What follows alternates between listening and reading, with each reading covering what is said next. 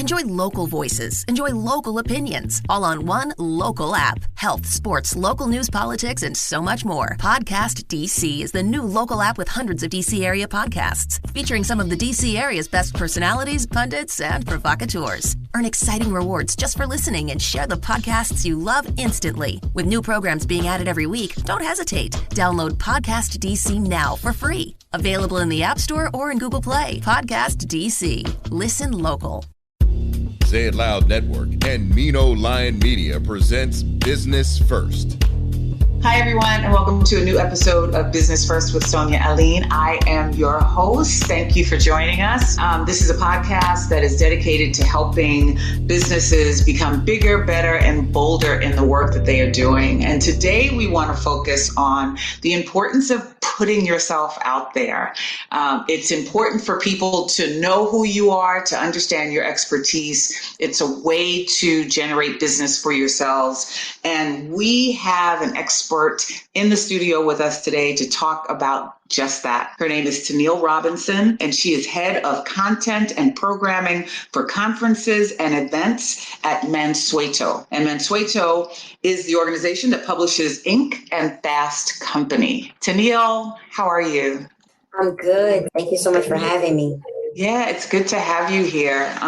So Tenille and I work together at Black Enterprise, and so it's been great to watch Tenille's career blossom. She's been working as a small business expert for a very long time, developing content and also creating conferences that feature small businesses, I should say business development in general. And so since she's been at Inc. and Fast Company, she's done great work where she's brought in major power players, but she's also introduced a lot of diversity to Inc. and Fast Company, and she's introduced a lot of newer small businesses so that they have the opportunity, so that audiences get to hear from them. But again, it's an opportunity for these businesses to showcase who they are and expand their businesses. So tell us a little bit about some of your experiences working with small businesses over your career, Tenille. So since, as you mentioned, like my career has evolved over the years. So I went from being a writer, reporter, and an editor writing about small businesses to now being in a position where I'm curating content for live events. So I tell people all the time that I'm still serving an audience of small business entrepreneurs and a community of business owners, but it's in a different form. So it's not in the written form, it's in the live form. And that's what I still, I feel like it still allows me to be, to have that passion, to have that drive of wanting to be a resource to the community, to the small business community. And that's what I appreciate. And that's what I look forward to, and being able to find those stories and find those people and find those topics that they need and that they want. Help people explain what a content producer is actually looking for as they're building content for a conference.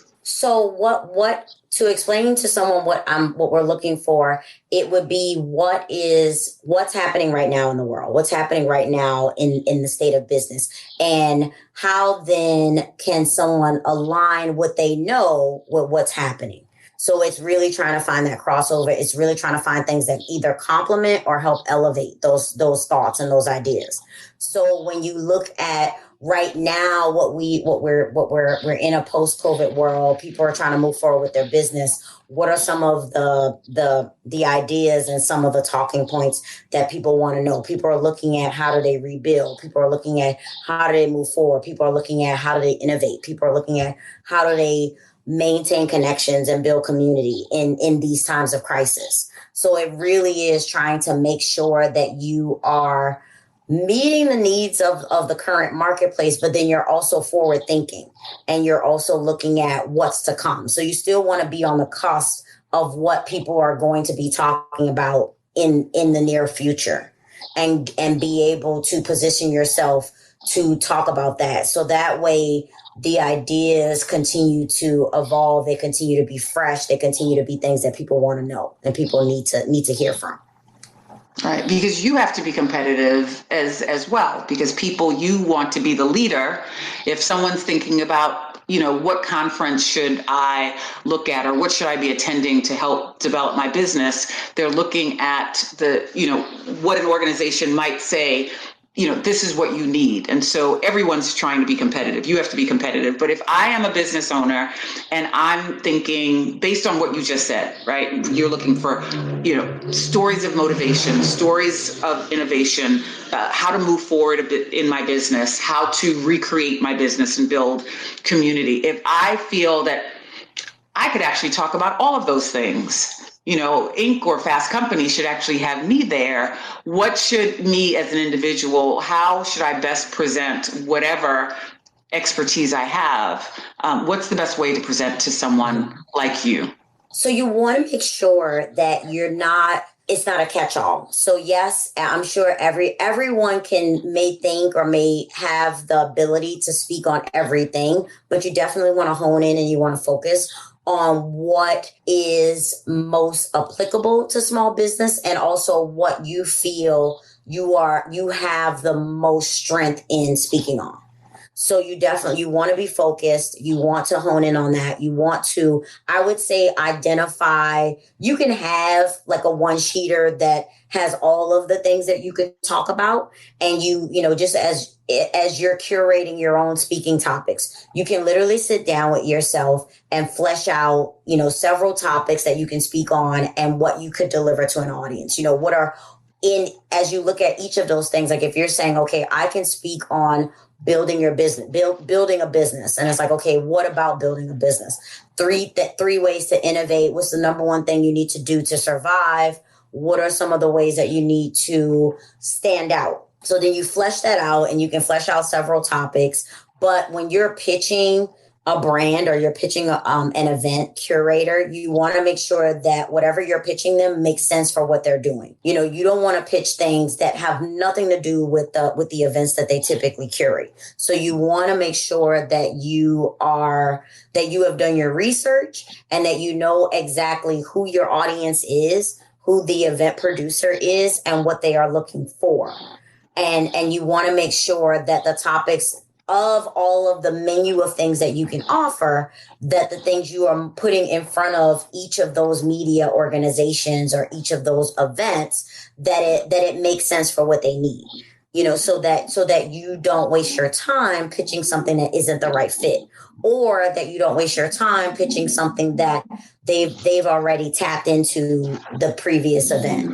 So you want to make sure that you research what the event is, who the event is speaking to, and then how you can help elevate what they're doing.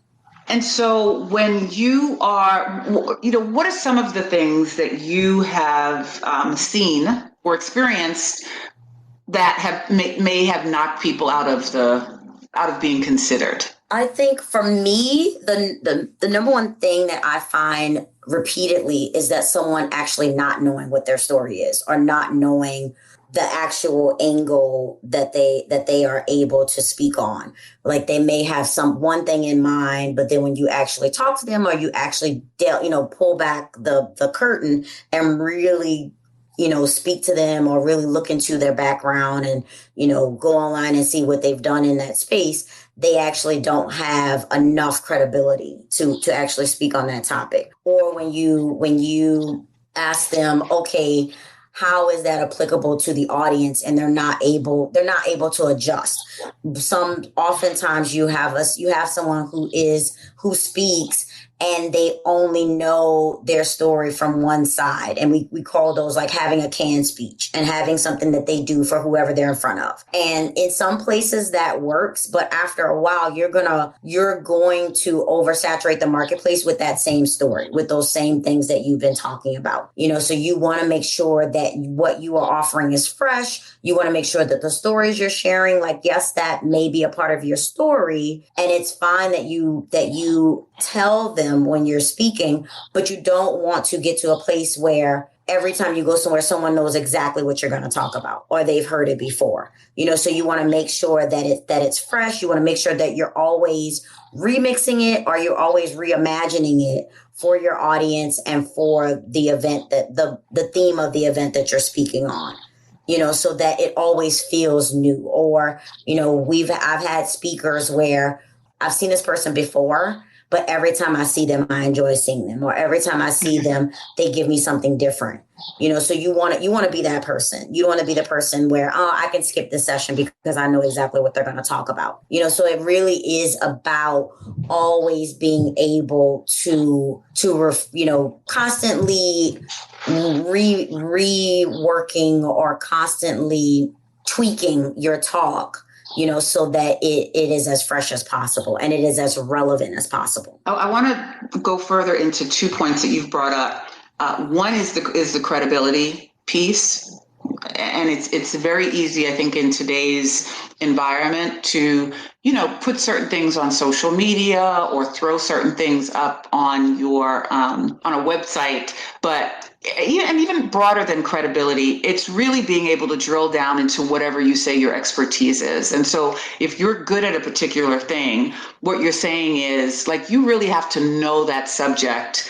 I mean, even before we get in front of the audience, who's going to have a ton of questions for you that they're going to expect answers from, you need to be able to, while you're being vetted, you need to be able to explain this topic very thoroughly, is what you're saying. Yes. Oftentimes when I get on the phone with someone who I'm thinking of speaking with, or I'm interacting with them or their team, when we do talk and we talk about the topic, I want to know, and it's not the full speech, but I do have a conversation with them to get to the bottom of, at the end of the day, what are you going to share? At the end of the day, what's in it for whom you're speaking with?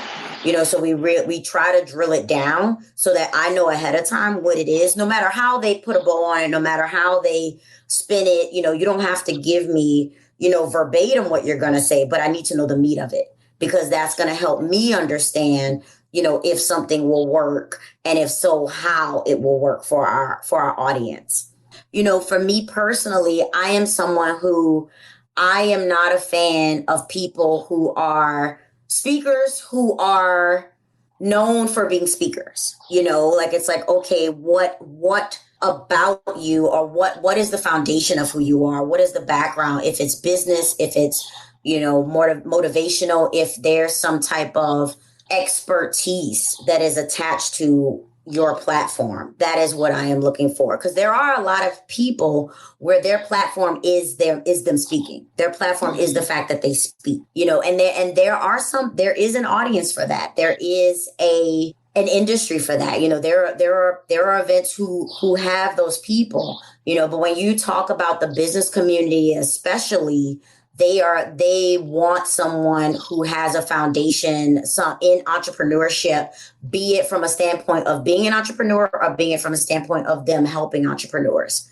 So you have to fit one of those two, fit into one of those two buckets when it comes to talking to the entrepreneur community, because they're going to see right through anything that is just smoke and mirrors or anything that is fluff. And it's interesting, we've been in those conversations where someone says, oh, what did you think about today's speaker? And they'll say, oh, I took great notes. This person was amazing. Or I didn't learn anything from that person, but that person, did a 45-minute presentation, but the audience didn't feel that they took anything away. And what's important for our audience to understand, if they are thinking about doing that, that damages your credibility more than it would enhance it in an opportunity like that. Yes, because I would say, again, just from what I've seen in the industry, the people that I've booked, I tend to put people into 3 categories in terms of speaking. And depending on the event, you decide which one you want, because you're either a speaker who will inspire, who will entertain, or who will inform. At least one of those 3 things. If you can do all of those, then that is, that's the trifecta of public speaking. Someone who is able to be engaging, who is able to also provide resources, and who is also able to motivate the masses, but it's okay if someone can only do one of those things, or they can do 2 of those 3 things, but those are the buckets in which I tend to group people. And then you go from there, depending on, again, it's if the particular event and the sessions that we're curating, if it's like, okay, in this particular time slot, in this particular part of the program, we want someone it's going to be a little light. It's going to be fun. It's a known name. It's a known face. They're going to just be excited that that person's there. Awesome. But then if it's like, okay, this person has a book, they're going to be able to share their key information. They're going to be able to give people steps. People are going to be able to walk away with takeaways. That's awesome. We want that person in this part of the program. And if it's going to be someone who's inspired, we want people to walk away from this ready to run out the door and go back to their teams and be able to do something with this information for their business. The other thing I wanted to drill down a little bit on is audience. And so, we talk about audience a lot. I think you and I understand audiences because we've had to write for them. You produce for them. But for entrepreneurs who have a customer base, can you explain to them, when you talk about audience, like what does the business community look like, or this business audience look like? That if you're going to, not just with your two publications, but if you're going to be talking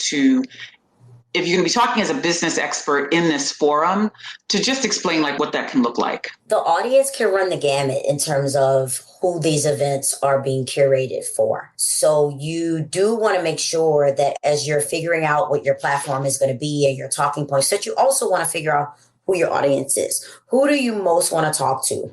And you can start by figuring out who do you feel would benefit most from your expertise and from your story, because sometimes that can be different from who you may want to get in front of. It may be who are you best to be in front of, And so, for example, it's like, okay, am I someone who would, if someone is speaking, am I better to be in front of an audience of women, in front of an audience of young people, in front of an audience of entrepreneurs, or would my audience more so be young female entrepreneurs? So it can be each of those things. It can be all three of those things. So there's layers to it. So you just want to make sure that as you consider what your message is, you're also considering who your message is for, and being able to lean into that group. Or if it's multiple groups, you could have one particular topic, but depending on who your audience is, it could change, or it could be something about that message that ends up being tweaked, for that audience.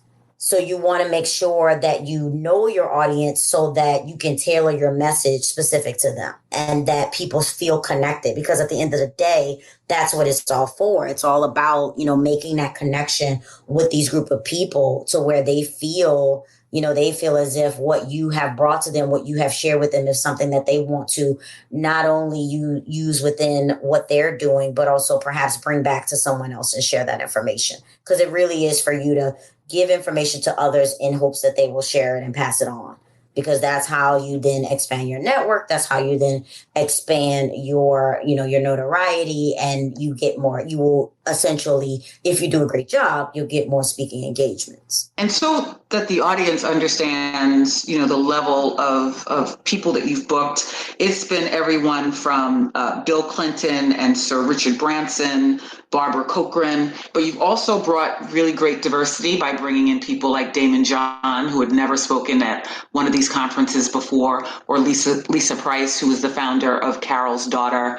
When you're looking for new talent, right, to introduce to these audiences, what do you, and I know you've explained some of this before, but for someone who's saying, like, I'm not a Lisa Price, I'm not a Damon John, what would you say to folks who are, when you're looking for new talent, because you've introduced a lot of interesting new talent to these audiences as well, what you were actually looking for outside of the big name? I would say someone who feels that way, not to be discouraged, because it's actually a good thing that you're not a Damon John, that you're not a Lisa Price, because they're already out there. They already have their brand. They already have their name. We don't want you to be them, so what you want to do is you don't want to emulate anyone else. You want to really sit and you want to decide who you are and be authentic to that. Because at the end of the day, that is what it all boils down to, regardless of what your message is, regardless of who your message is for. If you are authentic in that, and you sit in that, and that's what you present, then it will hit all the right notes. It will reach the people that it's supposed to reach. People will gravitate towards you. So it's fine to look at some of the people who've done it before and revere them and admire them and, kind of see if there's a blueprint of how they do it. But you definitely want to make sure that you draft your own plan of action, your own map in terms of being someone who is going out in front of these audiences. One of the things we talked about yesterday in our pre-interview, sometimes people come and say, I'd like to sit on this panel, or I'd like to be the keynote. And after you have a conversation with them, you may say to someone, I don't know if you're perfect for the keynote, but I think you'd be perfect for X, Y, and Z. And so talk about the importance of people just being open to being being put in different situations or given different opportunities, because those opportunities can still turn into bigger and broader opportunities for you later down the line, even if it's not what you thought about initiating to begin with. Oh, disappointed when I see someone who has the potential to speak or do something for our group, but they are so fixated on what they thought that speaking engagement should look like. So they will essentially turn down what I am offering them. And what they don't understand is that, yes, I may have asked you to be on a panel and you may be, resistant about it or think that you deserve something bigger and turn it down, when that could be me wanting you to do that panel, but we may have another event down the line that I know you could be main stage for. That it is just in this moment, I need you to help me in this capacity. Because oftentimes, as much as I'm in a position to help a speaker is in a position to help me. And they don't realize that like when I'm, looking for someone and I need a specific type of person, and I need someone who knows government contracting, who is based in the Northeast, they can be very specific parameters. And oftentimes we're, event producers are oftentimes in the last, sometimes trying to fill a gap, or someone may have dropped out and we're in a bind or we're in a pinch and we have to tweak things or we have to change things up. So you are just as much helping them as they're helping you. So, I say all that to say that it's really important to be open-minded, to be nimble, to be flexible, to be willing to do something that you may not have originally signed up for, because it could most definitely oftentimes lead to something bigger and better. Or it can also be a situation where you don't know who's in the audience watching you in that moment speaking on that particular topic that you didn't necessarily want to talk about. You can talk about it, but that's not what you were hoping for. There could be someone else who watched that, saw you and said, I need to connect with that person. Because as much as I am spending time producing events and developing programming, I'm also attending other events. I'm also in the audience looking for people, trying to see who's on other media brands' radar, who's in the media talking about something, who's doing interviews, and researching constantly for new talent and sourcing new talent. So you'd be surprised how often opportunities come about in the places you would normally expect them to. Yeah, I'm glad you talked about how it's very much a two-way street, and timing. Sometimes there are conferences that are planned out a year in advance, and first you do have to reach out to them 6 months prior or 7 months prior to be able to. But so many things happen in the course of preparing an event that in the last week, someone could drop out or a new sponsor could come in and say, we need this panel. And now you're scrambling to get people to fill it. And so it is really important for people to be flexible and to look at any opportunity as your golden opportunity to be able to showcase who you are and what you do. Yes. And I would also say, add to that, being humble and not taking it personally to the point where you feel slighted if someone is inviting you to something so close to an event, if it's a week out or it's 2 weeks out or it's 3 weeks out, because it's nothing personal. It's like you said, timing is everything. So don't allow, your ego to keep you from missing those opportunities. If you feel as though, oh, this, I should have been invited to this weeks ago, or I'm not going to have enough time to promote myself. If you are available and if it is something that you feel could benefit you, you should take it. And then in the time that you do have left before the event takes place, try to maximize the promotion of it, try to maximize the marketing, try to make sure that you have all of those assets to promote yourself with the time that you do have, because it can still go a long way. We've witnessed tons of stories where people sitting on any stage have gotten their businesses financed, have found partners, have found new opportunities to sell their business. And so if you can speak at a conference in any capacity, it's always a good thing for your business. Yes. And I totally understand, because I've had so many people, based on their schedule or the timing or just not have the bandwidth to take on speaking engagements. I respect that, because at the end of the day, your business comes first. But if you do have those windows of time and availability, my question would be, why not? Because oftentimes, and this is something that we learn from Black Enterprise. There are so many entrepreneurs who spend so much time working in the business than working on the business, and speaking engagements is you working on your business, because you are working to elevate your brand. You're working to elevate yourself as an authority in your space, and you're working to network outside of, the actual business that you're running. So that all of those things are good synergy overall when it comes to moving the needle on your business. So the other thing that you could provide information on is if someone wants to create their own event, and so they may have spoken at events, or they may not be interested in speaking at events, but they may be interested in creating their own. And so what should someone think about or consider if they want to create their own event to be able to showcase? Because, and I think it's important for people to understand why events are important. Aside from showcasing your business, aside from creating opportunities for networking, if you are doing your own, it's another revenue source as well.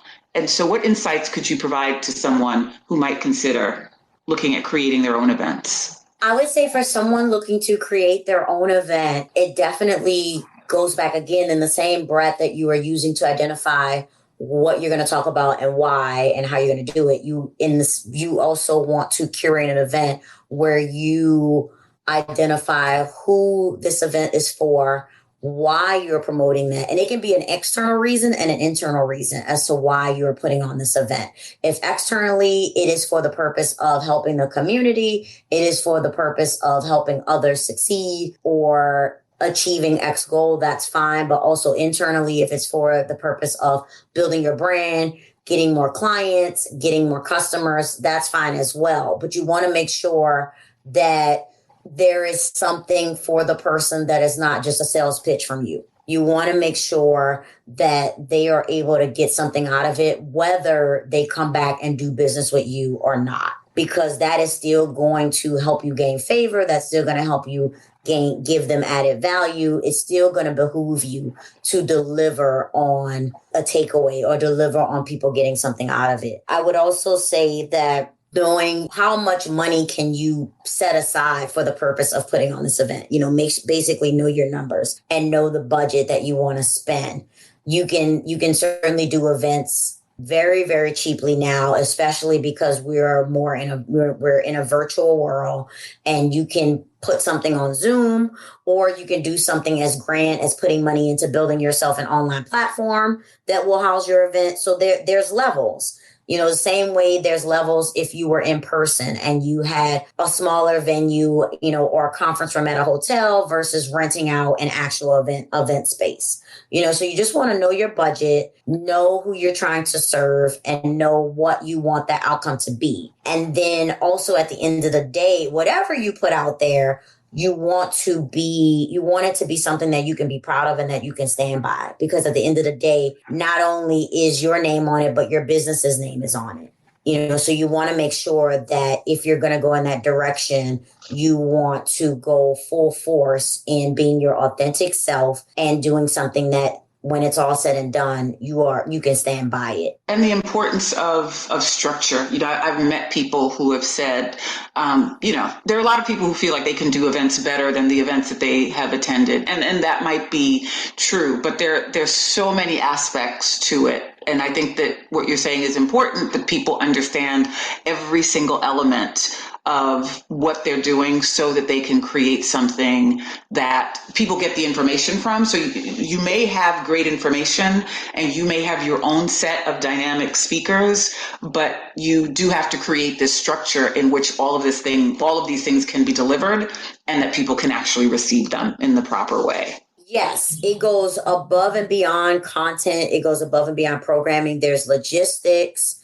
And logistics is both on stage and off stage, leading up to it. I mean, there are a lot of moving pieces when it comes to putting on an event. So just make sure you are fully aware of all of the balls that will need to be in play as you work to develop an event. And don't be afraid to outsource and bring on people to help you, and be willing to, hire the services of someone who can help you execute it. Again, people will, if you do a fantastic job, people will let others know. And if you do a crappy job, people will let others know. What's next for Ink and Fast Company? What can we expect to see from you all in terms of events? We are currently, since the pandemic, we have been doing a lot of online virtual events and, in the form of webinars, in the form of town halls. So we've been doing a lot of events in that way, but we are gearing up for our two largest events, which both take place in the fall. It is the Fast Company Innovation Festival, which is the last week in September. And then we also have the Inc. 5000 conference, which is in October 19th and the 20th. And, both of those events are going to be virtual this year. So we are looking for speakers, looking for content that we can curate for each of those events. And if you go to the website, fastcompany.com and inc.com and click on events, you will find not only a list of our upcoming virtual events, but you'll also see information on sending an email and applying for speaking. All right. And I've had the pleasure of presenting for both of them. And what I can tell your audience is that audience is very engaged and they will ask very specific questions and they want very specific answers. And so it's great that you're letting people know in enough time so that if you have something that you feel that you want to be able to offer, just make sure that it's polished and that you feel confident in being able to deliver that. Is there anything else that you would suggest that people need to understand or know about the process of getting in or getting on a stage? I would probably say to someone who wants to get on the stage is don't be discouraged if you're not able to do it in the timeline that you planned. Given that we are now in such, everything's consumed by social media, there's so many different platforms, there's so many different ways to get your message out. If you aren't necessarily able to jump on a stage right away, don't be afraid to put your content in other places, even if it's just snippets, even if it's just tips. If there's some way that you can, if you are passionate about the story you want to tell and the way that you want to help and the message that you want to deliver, then to be quite honest, it doesn't matter where you do it. You are giving that information and serving the public at large. So don't be afraid. Don't be discouraged if it may not come to you immediately, the dream that you may have of being on stage or virtually talking to thousands of people. That will come, and it will come so long as you continue to sharpen your angle, sharpen your expertise, curate your topics, and network with people who are already in that space, and go to events and see people doing what you are doing and take cues from them and learn from them and being your authentic self. So thank you so much, Tenille, for spending time with us and sharing all of your expertise, strategies, and tips. But if someone in the audience is interested in speaking at one of your events, how can they reach you? You can reach me at trobinson@inc.com. So that's TROBINSON at INC.com, Inc.com. And then I would say if you put the podcast as the subject line, business first. And then please be sure when you reach out, and this is just general for any pitches you do, please make sure to provide your bio, any links to any clips or articles of stories that you've been featured in, or any video talks that you've done. And then also, if you already have an idea of what you want to speak about, feel free to drop in those speaking topics, which would just help myself and my team filter through those things much easier. And they should also do their research to know what the topics are going to be and what the history of these events have been in the past. Absolutely. That will save a lot of time if you do your homework in advance and know who you're talking to and how you can help. Thank you so much, Tenille. We look forward to attending some of these events and seeing your work. Thank you, Sonia. It was a pleasure. Business First is hosted and produced by Sonia Aline. Associate producer, Lauren Turner. Edited by Ken Johnson. Executive producers, Omar Thompson, Andrew Kalb, and Ken Johnson. Find the Business First podcast on Apple Podcasts, Stitcher, Spotify, TuneIn, or wherever you get your podcasts. The Business First podcast is a Mean Old Lion Media and Say It Loud Network production.